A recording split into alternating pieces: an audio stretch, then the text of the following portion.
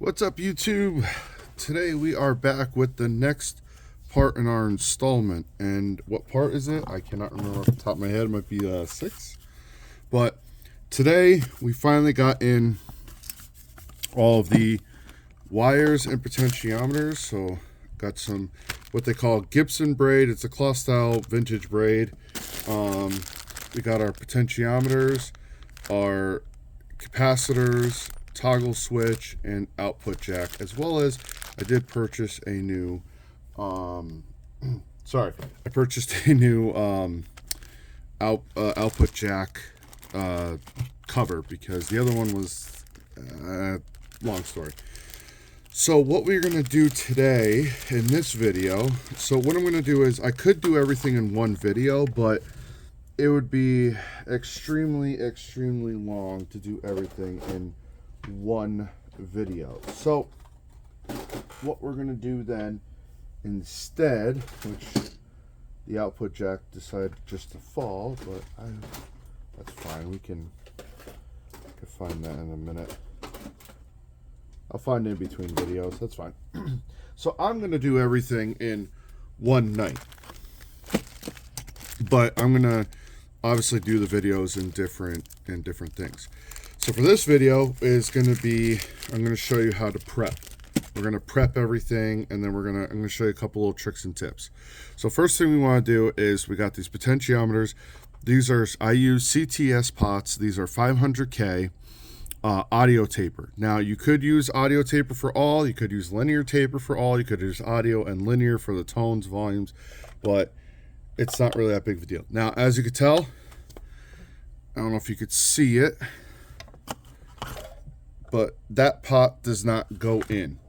So the tools we are going to need for today are a reamer. Where did my reamer go? I just had it. I pulled it out specifically because I knew I was going to be doing this. And it seemed to have disappeared. Mr. Reamer. Oh good, there's more. Heat shrink. We're going to need heat shrink in a little bit. So I don't want to lose that angle. Now, the reason why I'm going to use a reamer versus, oh, here it is. The reason why I'm going to use a reamer, you can get these at Harbor Freight. They're like, I think they're under $10. But the reason why I want to use a reamer is, if I was to use a drill bit, I could scar up the paint, which is fine. It works. You can do that, but it's just a lot easier just to do it this way. So basically how a reamer works is, you literally just twist it. You just twist it.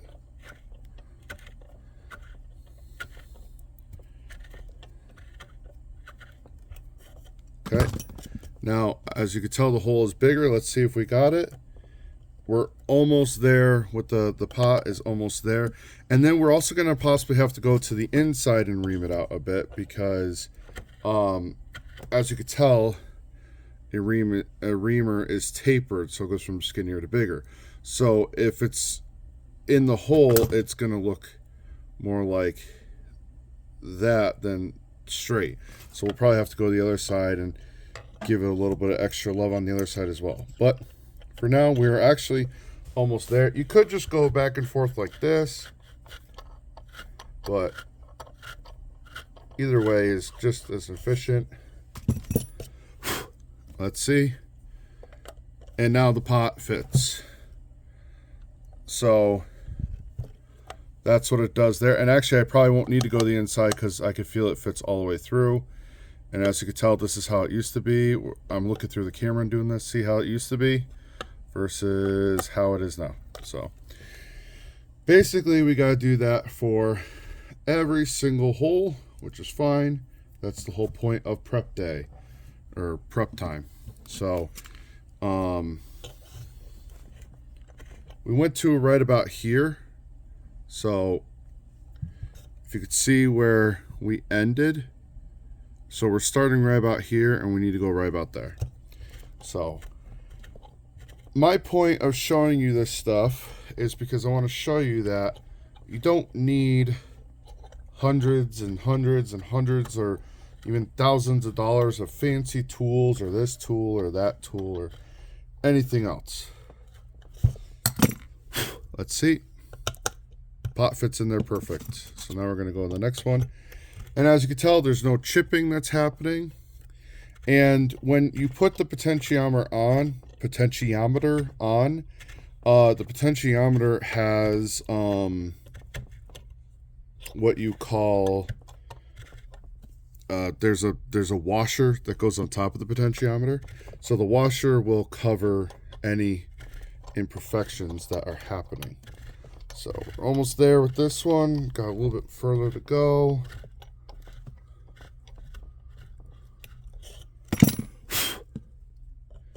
Perfect. And last one. And as you can tell, it doesn't take very long to do it even with the reamer, you know? So it's not like it's the end of the world if you have to do this by hand versus, you know, a, what's it called? Versus a drill bit. Because I've gotten in more trouble with drill bits than when I did with reamers. Okay. So here's my first trick as well. I'm going to take this, put this through, and this is just a hole punch. So I'm going to hold it on the one side. I'm going to get a standard piece of cardboard, and I'm going to punch through. There we go. And now that I'm punched through, I'm going to hold it there on that side. Okay, I'm going to flip the guitar over now. Okay, so the hole punch is still punched through. I could see all other three holes have cardboard. I'm going to take my reamer and I'm just going to make a hole in each section. Okay. Now, what I'm also going to do, so you'll see why we're going to use this in a minute for those, which we will get into very soon, and what it is for. But I make all four holes. Okay. The next is we need to have enough wire to go from where the toggle switch will be to the output jack into the pots. So what I do is, and this is for our output jack, that's the pickup. So what you could do is take your cable, and this one I'm going to try, sorry for the shakiness, but I'm going to try to get this as best I can. I'm actually going to have to adjust the stand on this because this stand's weird. It's got two different settings at the base plate. One is obviously a wider base setting, so sorry for the shakiness, but I really want you guys to see this.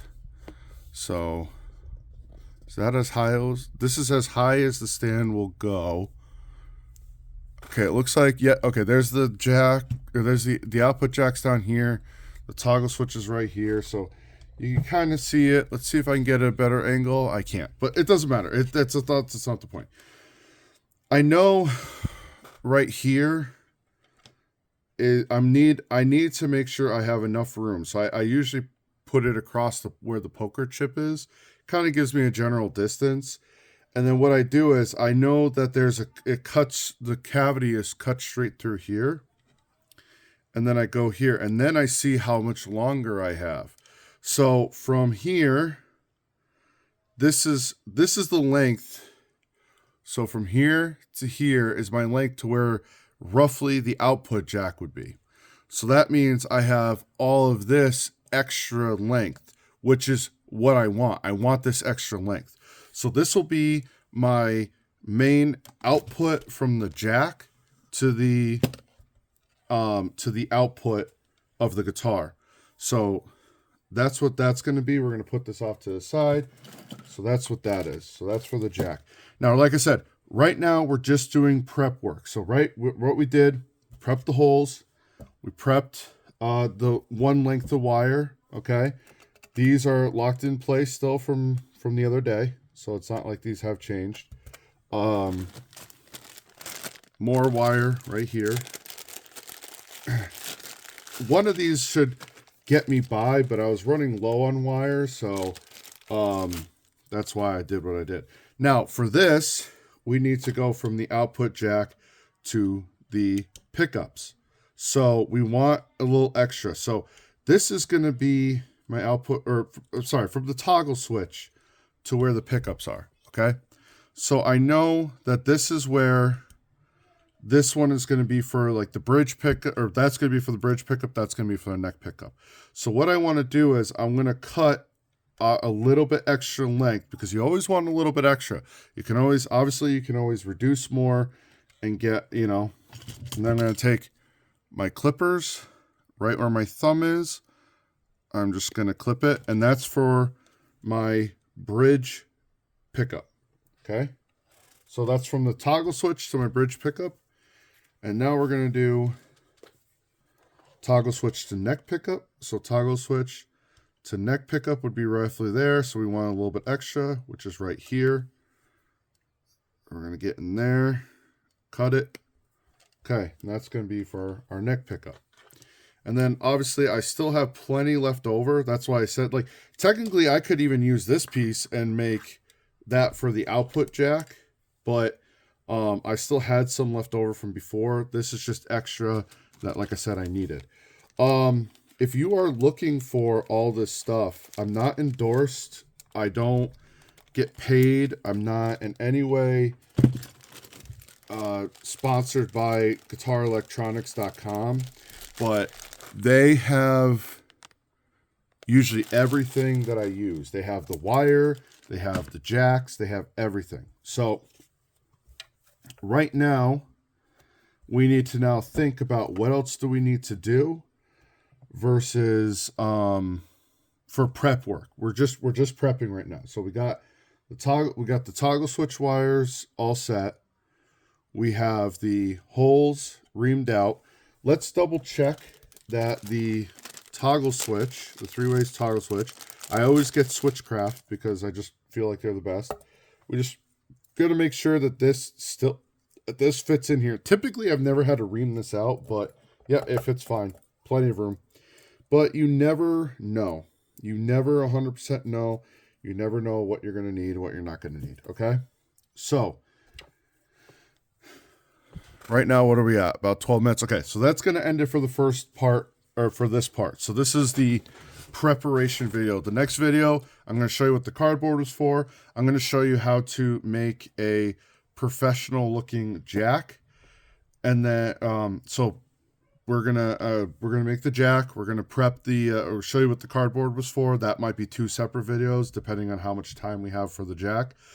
And then we will have one video where we get this all back together, and then I'll show you how we solder everything up. So come back for the next video, guys. I'm actually having a lot of fun with this. Bye.